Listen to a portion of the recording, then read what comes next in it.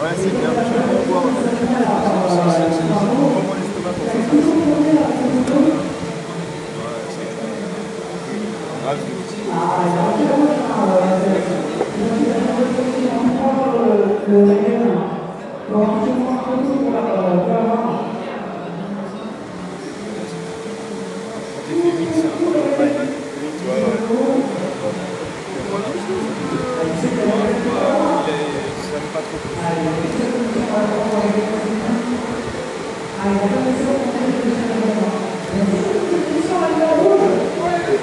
Donc là, notre 2600K, qui est un processeur qui tourne d'origine à 3 Go 4, on vient de le pousser à 5 Go 8.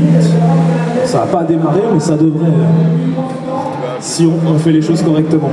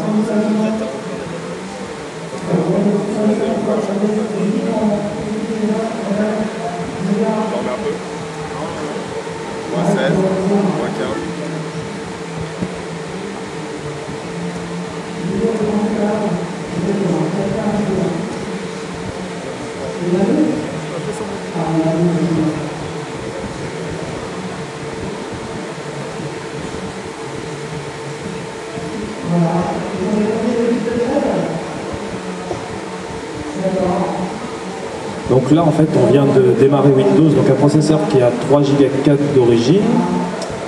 On vient de démarrer à un petit peu plus de 5 Go 7, si je ne me trompe pas. Donc en fait, on utilise de l'azote liquide simplement parce que plus vous allez overclocker le processeur, plus il va devenir instable. Et pour pallier à cette instabilité, on monte les volts. Les voltages, en fait, ça lui permet de rendre ce processeur stable, mais ça augmente le dégagement thermique. Et donc pour pouvoir continuer à monter, le premier stade, c'est d'utiliser des gros ventirades comme il y a à côté sur le stand de Cooler Master. Le deuxième stade, ça va être d'utiliser des kits à refroidissement liquide, donc du water cooling. Ensuite, on passe dans notre niveau, donc le niveau extrême, et c'est les températures négatives. Alors, il y a plein de systèmes différents, le must étant l'azote liquide, et donc là par contre, nous en fait comme on est sur un 2600K qui a un contrôleur mémoire intégré, ce contrôleur mémoire aime pas trop le froid, donc on descend pas en dessous de moins 20 degrés pour pas que ça plante tout simplement, puisque en fait certains composants du processeur refusent de fonctionner s'il est trop froid. Alors selon les générations de processeurs, ça peut varier entre moins 20 et moins 196. Donc là, il y a des processeurs de la même génération, des 2600K qui prennent moins 60, celui-là il prend moins 20, mais ça ne lui empêche pas de monter très haut. Donc ce qu'on va essayer de faire, c'est de vous lancer un benchmark. Là vous avez vu que ça démarre à 5767, que c'est relativement stable. On va remettre la config à stock, c'est-à-dire à 3 Go 4. On va faire un petit score 3D Mark 2011 et on va observer le résultat avant et après.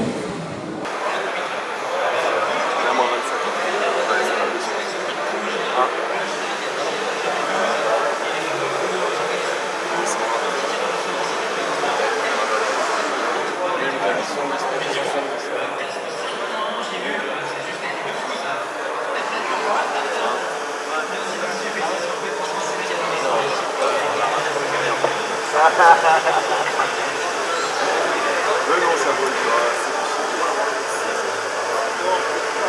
Tu veux que je leur descende un peu en 24. Allez.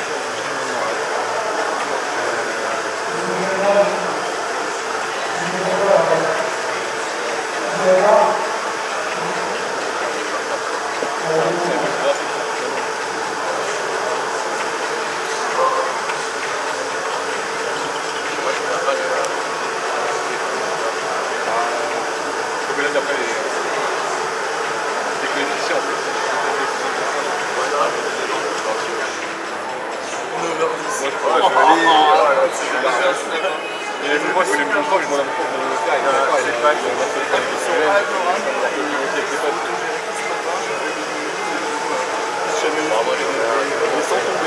Là, on est redescendu à 3 Go 4 avec la mémoire, je sais pas, 2133 il me semble.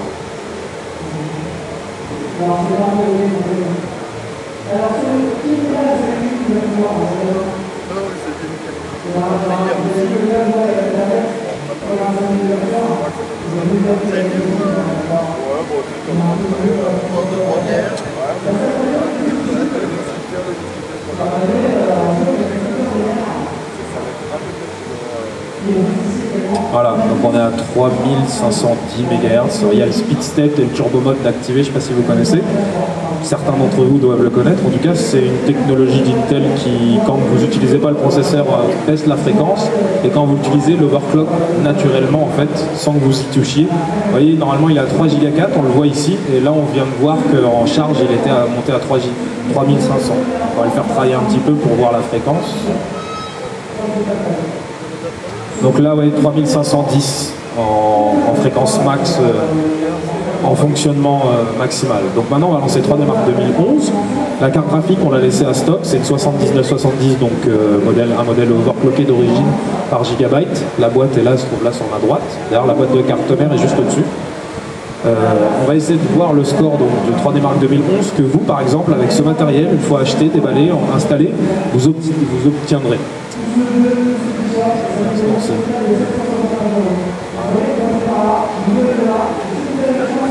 Voilà, donc on se met en 720p en mode performance.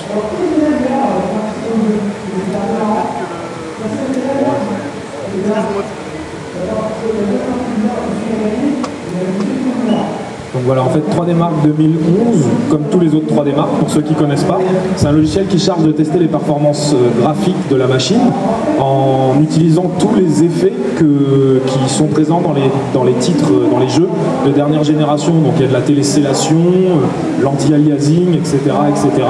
Ça utilise tous les effets lumière et graphiques que vous retrouvez dans les jeux. Et donc ça permet en fait de savoir ce que la configuration a dans le ventre au niveau de ses performances graphiques. Donc là déjà vous pouvez voir ici en bas à gauche de l'écran, il y a marqué FPS et donc on tourne à une moyenne de 30-40 FPS d'images par seconde. Moi je vous conseille de surveiller ce petit score et de le re-regarder quand on aura overclocké le processeur.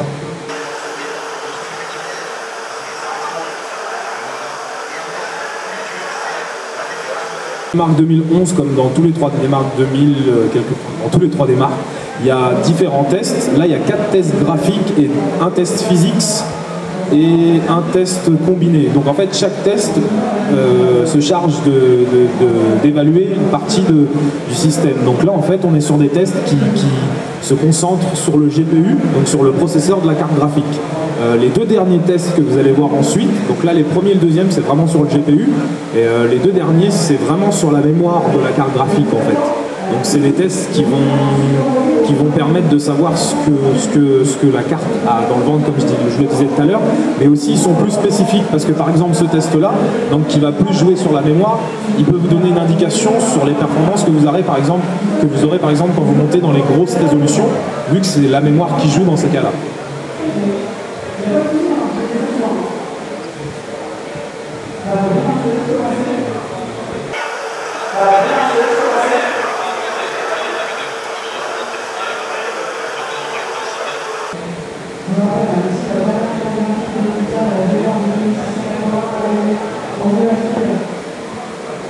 Voilà le dernier test graphique qui d'ailleurs est basé sur la tessellation en fait. C'est un test qui teste particulièrement la tessellation qui est un des derniers effets graphiques que Nvidia a mis au point. Il teste aussi pas mal d'effets de lumière en fait, lumière volumétrique, etc.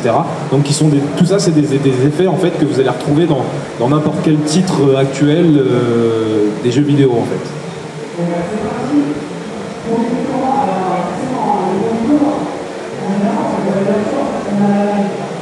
Si vous avez des questions, n'hésitez pas. Voilà, là on est sur le physics test. Donc là c'est un test qui en l'occurrence va tester les performances physiques de la machine. Là, nous, on a réglé les drivers pour que ce soit le processeur qui gère ce test. Donc là, en fait, c'est le processeur qui est le CPU, hein, le processeur qu'on a passé sous froid, qui est particulièrement sollicité. Donc c'est dans ce score-là qu'on va pouvoir voir le score global aussi, mais ce score tout particulièrement, c'est là qu'on va pouvoir voir une grosse différence entre une config à stock et une config overclockée sous azote liquide. Comme vous le voyez, ça reste quand même un refroidissement éphémère, hein, c'est seulement pour du one-shot, des petites sessions comme ça. Nous, en fait, pour nous, c'est de la compétition du sport, donc c'est pas dérangeant, mais c'est pas un système qui est viable pour une utilisation quotidienne, 24 heures sur 24. Parce que vous voyez mon collègue depuis tout à l'heure, pour maintenir la température à laquelle on est, on utilise un godet qui a une forte inertie, c'est-à-dire qu'il a une grosse masse. Il y a environ un peu plus de 2 kg de cuivre, ce qui fait qu'il arrive à garder la température pendant un petit moment, alors que le processeur chauffe en dessous. Et mon collègue, en fait, dès que la température baisse, il remet de l'azote. Enfin, plutôt dès qu'elle remonte, il met de l'azote. Donc vous voyez, le score est de 9261 avec le processeur. Bon là, il est redescendu à sa fréquence non overclockée, mais sinon il est à 3510 MHz, donc et la mémoire était à 802 avec la carte graphique à stock. Donc ce que je vais faire, c'est que je vais faire une capture d'écran. Voilà.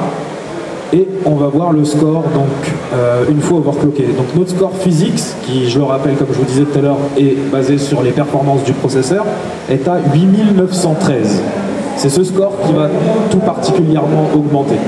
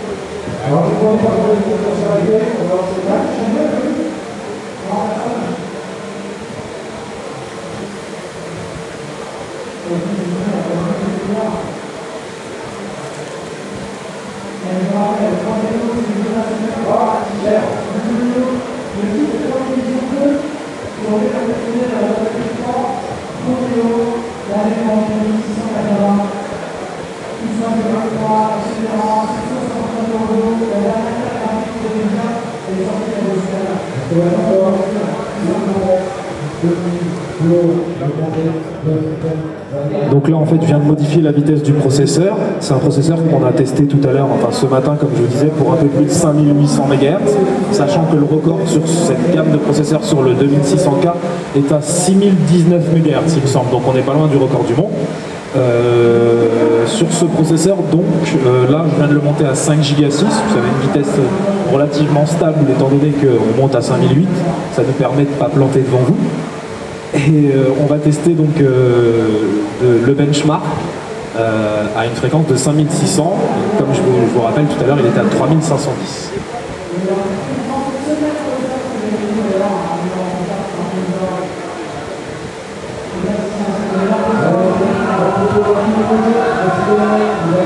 Donc vous voyez, je ne vous ai pas menti, comme vous le montre CPU-Z, le processeur il est à 5600 MHz. Et la mémoire, donc elle est toujours à stock à 1067 MHz, sauf que le timing tout à l'heure était à 11, 11, 11, 31, et là on est à 9, 11, 11, 28. Alors les timings peuvent paraître très relâchés, mais c'est un kit en fait qui est prévu à la base pour la plateforme X79 avec 4 barrettes et au total 16 Go de mémoire. Pour l'instant, vu que le Z77, le chipset a été officialisé aujourd'hui, il n'y a pas encore de kit dans le commerce prévu pour cette plateforme, donc on fait avec ce qu'on a. Il faut savoir qu'en fait le Z77, donc un nouveau chipset Intel, pousse la mémoire beaucoup plus haut que la génération X79, qui est aussi un des derniers chipsets Intel. On peut monter à des fréquences de... Là en fait dans CPU-Z on est presque à 1100 MHz. On arrive à... Alors, ça nous a en 2 minutes. On met 2 verres pour les amis.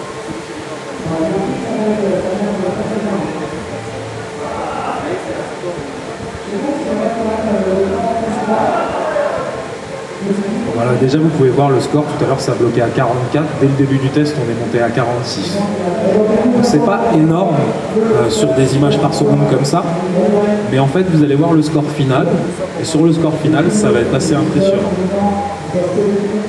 Alors ça, c'est un benchmark 3D Mark 2011 qui est beaucoup plus influencé par l'overclocking de la carte graphique, puisqu'en fait, c'est un benchmark qui est très bien fait et qui teste la partie graphique. Donc, il est beaucoup plus axé sur la carte graphique, logique. Et donc, quand on va, là, on a overclocké juste le processeur. On va vous overclocker la carte graphique ensuite. Et le score, vous allez voir que c'est vraiment... Il y a vraiment des gros gains de performance à avoir. Alors sachant que la carte graphique, on l'a laissée en air, ça peut vous donner un aperçu de ce que vous pouvez faire avec votre propre carte graphique. Et du gain de performance que vous pouvez obtenir. Sachant qu'en fait, tous les composants sont à la base étudiés pour avoir une marge de sécurité, puisqu'en fait, il y a des personnes qui habitent en Alaska et d'autres au Sahara, et les composants ne sont pas différents pour ces deux personnes. Donc en fait, il y a des marges, les constructeurs se laissent beaucoup de marge, et c'est dans ces marges qu'on va taper en fait. Donc beaucoup de gens peuvent vous dire que la fiabilité des composants sont altérées. Maintenant, avec l'expérience, moi je cloque depuis 2006 en extrême, et mon collègue là, je peux même pas compter le nombre d'années. Au début, on va pas vous mentir, moi tout particulièrement, j'ai cramé beaucoup de matos. Ça me coûtait une fortune en frais de port de SAV. Mais avec l'expérience et en apprenant de ses erreurs, aujourd'hui c'est très rare de cramer un composant. Pour vous donner un petit exemple, ce matin on est resté 4 heures sous azote liquide et il n'y a rien qu'à cramer. La config, on est en train de la réutiliser aujourd'hui, c'est la même. Et je repartirai à la maison et cette config va servir pour un article et elle sera toujours dans le même état que quand elle est sortie de la boîte. C'est une question de méthodologie et d'expérience.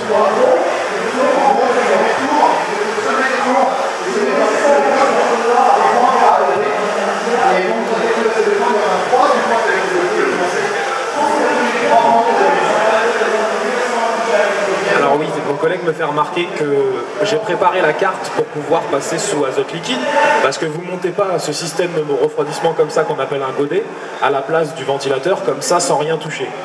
Tout autour du processeur, on a appliqué une pâte qui s'apparente à la pâte à modeler, sauf que la plupart des marques de pâte à modeler sont conductrices et on s'en est rendu compte à nos dépens. Donc maintenant on utilise ce qu'on appelle de la gomme mie-pain. C'est une gomme qui est utilisée par les artistes pour effacer le fusain. Et ça s'apparente à de la pâte à modeler, vous pouvez la faire tourner.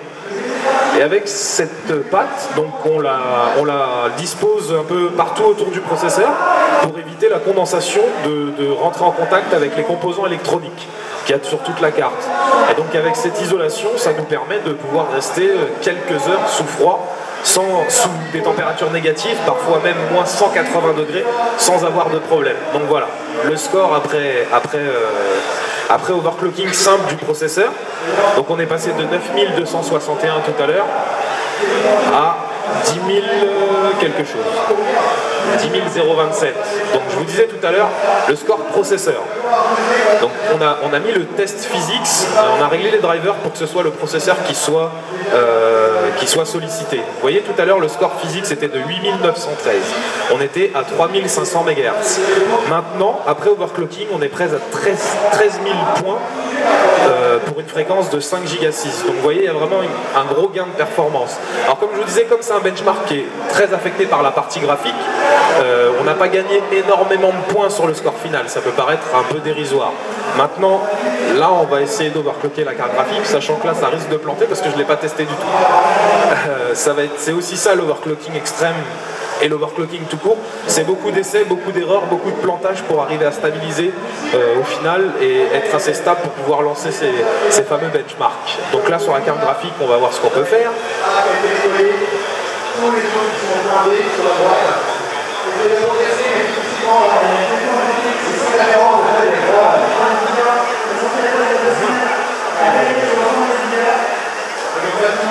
Vous voyez, la première chose qu'on va faire, comme justement on va augmenter la fréquence de la carte graphique et peut-être les voltages, la première chose, donc là, elle va dégager plus de chaleur. Et la première chose qu'on fait, c'est mettre le ventilateur à 100%. Donc là, la carte, elle était à 1000 MHz.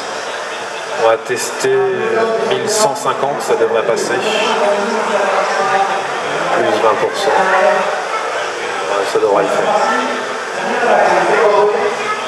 Donc là seulement 150 MHz sans plus sur la carte graphique.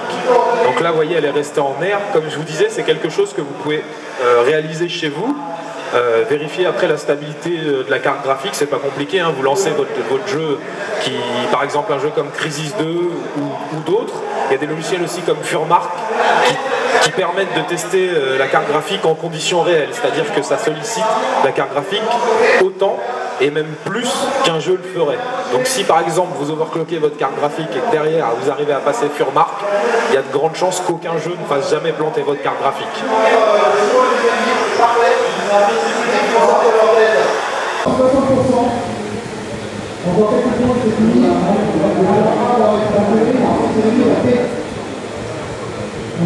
Donc à stock 9261 avec le processeur overclocké 10027 et là vous voyez que les FPS tout de suite ils ont grimpé aussi, on est passé de 46 à 51 FPS au début du benchmark.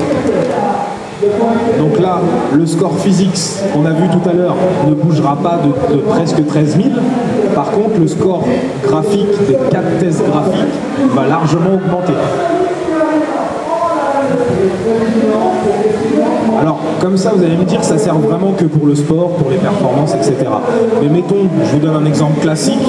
Vous avez une machine qui a 2 ans. Aujourd'hui, il y a Crysis 3 qui sort. Ça tourne pas. Parce que ça lag, vous n'arrivez même pas à avoir 25 FPS par seconde, c'est injouable. Alors, en overclockant un petit peu la carte graphique et un petit peu le processeur, il y a de fortes chances que ce jeu qui tournait à 20 FPS tourne à 35 et donc qu'il soit jouable. Que vous n'ayez pas à changer votre machine simplement pour jouer à Crysis 3. Voilà. Donc ça, c'est la première application de l'overclocking et c'est l'application originelle, j'ai envie de dire. C'est pour ça, le but c'était d'acheter des composants moins chers et de les faire obtenir les performances de composants plus chers. Maintenant, l'overclocking comme nous on le pratique, c'est d'acheter les composants les plus chers pour faire les plus gros scores possibles. En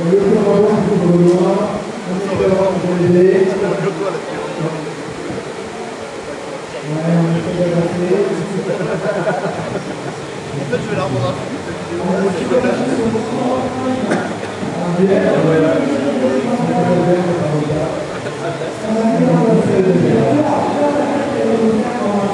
Donc, notre dernier test graphique. Donc comme vous avez pu le voir, il n'y a pas eu de gros problèmes pendant le benchmark. On a rajouté 150 MHz à la carte, on n'a pas utilisé de logiciel spécifique, on est passé par les pilotes qui sont fournis, hein, donc c'est pas une manipulation qui va vous faire perdre votre garantie à proprement dit, puisqu'ils sont, même s'il y a des avertissements, ils sont incapables de le voir. J'ai dit ça ? Tu l'as dit, oui.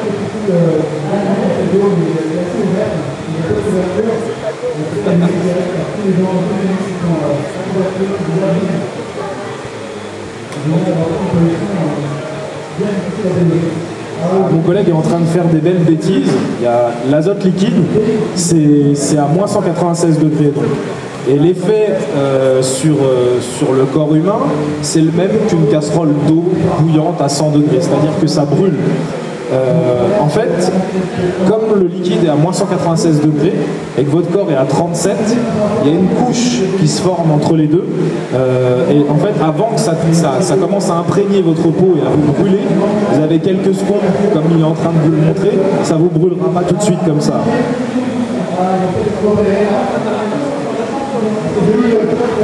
Voilà. Donc on n'a pas le droit de faire ça normalement. Mais nous on est fous. Voilà, donc le score, vous voyez, 150 MHz, plus de 900 points.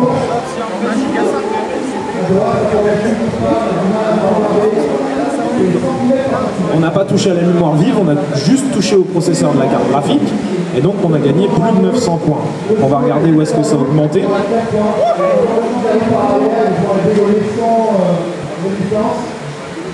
Voilà, si on regarde les scores graphiques, donc le graphic score ici, et le... Ah merde, c'est pas celui-là.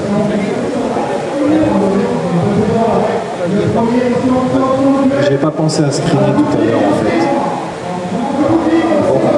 Bon, vous avez quand même vu qu'il y avait 900 points de plus et que les FPS, globalement, les moyennes de FPS sont plus hautes en fait.